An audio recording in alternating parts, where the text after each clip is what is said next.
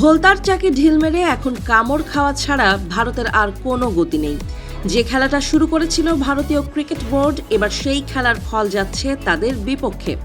মুস্তাফিজুর রহমানকে আইপিএল খেলতে দেয়া হচ্ছে না নিরাপত্তার অজুহাতে। এবার সেই অজুহাতই ভারতের গলার কাঁটা। আসন্ন 2026 টি-20 বিশ্বকাপ কেন্দ্র করেই তাই ভারতকে নিতে হচ্ছে বিকল্প ব্যবস্থা। এবার নিরাপত্তাহীনতার কারণ দেখিয়ে বাংলাদেশ ক্রিকেট দল ভারতে গিয়ে ম্যাচ খেলতে অনিচ্ছা প্রকাশ করেছে, আর তাতেই টুর্নামেন্টের মূল সূচিতে বড় ধরনের পরিবর্তন আনতে হচ্ছে। বাংলাদেশ ক্রিকেট বোর্ড বিসিবির পক্ষ থেকে আইসিসিকে আনুষ্ঠানিক চিঠি পাঠানোর পরই এই জটিলতার সূত্রপাত ঘটে। ভারতীয় গণমাধ্যমগুলোর খবর অনুযায়ী আইসিসি চেয়ারম্যান জয় শাহর নেতৃত্বে এখন টুর্নামেন্টের সূচি নতুন করে সাজানোর তোড়জোড় চলছে। এই পুরো পরিস্থিতিটি বর্তমান ক্রিকেট বিশ্বে ভারত ও পাকিস্তানের মধ্যকার টানাপোড়েনের মতো নতুন সংকটের তৈরি করেছে। মূলত কলকাতা নাইট রাইডার্স থেকে বাংলাদেশের তারকা বোলার মুস্তাফিজুর রহমানকে ছেড়ে দেওয়ার ঘটনাকে কেন্দ্র করেই এই উত্তেজনার শুরু। নিলামে চড়া দামে মুস্তাফিজকে দলে নিলেও পরবর্তী সময়ে রাজনৈতিক ও কূটনৈতিক পরিস্থিতির অজুহাতে তাকে স্কোয়াড থেকে বাদ দেয় কেকেআর। ভারতের কিছু উগ্রপন্থী গোষ্ঠীর চাপের মুখে বিসিসিআই এর নির্দেশেই এই সিদ্ধান্ত নেওয়া হয়েছে। এই ঘটনার প্রতিবাদে খেলোয়াড়দের নিরাপত্তার কথা বিবেচনা করে বিসিবি সাফ জানিয়েছে চূড়ান্ত সিদ্ধান্ত, বাংলাদেশ ভারতের মাটিতে কোনো ম্যাচ খেলবে না। পরিবর্তে বাংলাদেশের ম্যাচগুলো যেন প্রতিবেশী দেশ শ্রীলঙ্কায় আয়োজন করা হয় সেই দাবিই জানানো হয়েছে আইসিসির কাছে।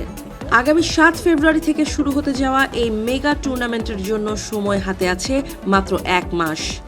এমন সংক্ষিপ্ত সময়ে সূচি পরিবর্তন করা আয়োজকদের জন্য যেমন লজিস্টিক চ্যালেঞ্জ, তেমনি এতে বড় ধরনের আর্থিক ঝুঁকির আশঙ্কাও দেখা দিয়েছে।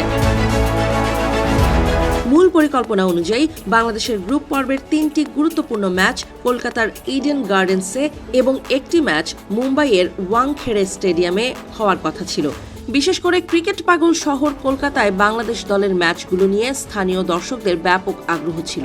এখন যদি এই ম্যাচগুলো সরিয়ে নেওয়া হয়, তবে টিকিট বিক্রি থেকে শুরু করে স্থানীয় স্পন্সরশিপ ও ম্যাচ ডে আয় বড় ধরনের লোকসানের মুখে পড়বে। যদিও আইসিসি এবং বিসিসিআই এর কেন্দ্রীয় আয়ে এর প্রভাব খুব একটা প্রকট হবে না, তবে আয়োজক ভেন্যু হিসেবে কলকাতা ও মুম্বাই তাদের বড় অংশের রাজস্ব হারাবে। বর্তমানে আইসিসি 3টি ভিন্ন দিক বিবেচনা করে নতুন করে পরিকল্পনা সাজানোর চেষ্টা করছে। প্রথমত, যদি ম্যাচগুলো ভারত থেকে পুরোপুরি সরিয়ে নেওয়া হয় এবং সেই শূন্যস্থানে অন্য কোনো ম্যাচ না রাখা হয়, তবে কয়েক কোটি টাকার সমপরিমাণ আর্থিক ক্ষতি হবে। দ্বিতীয়ত, বাংলাদেশের ম্যাচের পরিবর্তে অন্য কোনো দলের খেলা দিয়ে সেই ভেন্যুগুলো পূরণ করা হতে পারে, যদিও সেক্ষেত্রে দর্শকদের আগ্রহ এবং টিকিটের চাহিদায় বড় তারতম্য ঘটার সম্ভাবনা রয়েছে। আর তৃতীয় বিকল্প হিসেবে ভারত ও শ্রীলঙ্কার মধ্যে সূচির অদল বদল করা হতে পারে, যা হবে সবচেয়ে ব্যয়বহুল ও লজিস্টিক্যালি জটিল প্রক্রিয়া।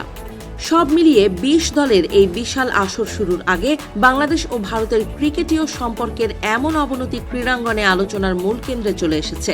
বিসিবি ইতোমধ্যে বিশ্বকাপ দল ঘোষণা করলেও শেষ পর্যন্ত টাইগাররা কোন ভেন্যুতে খেলবে তা নিয়ে এখন চূড়ান্ত সিদ্ধান্তের অপেক্ষায় রয়েছে ক্রিকেট বিশ্ব।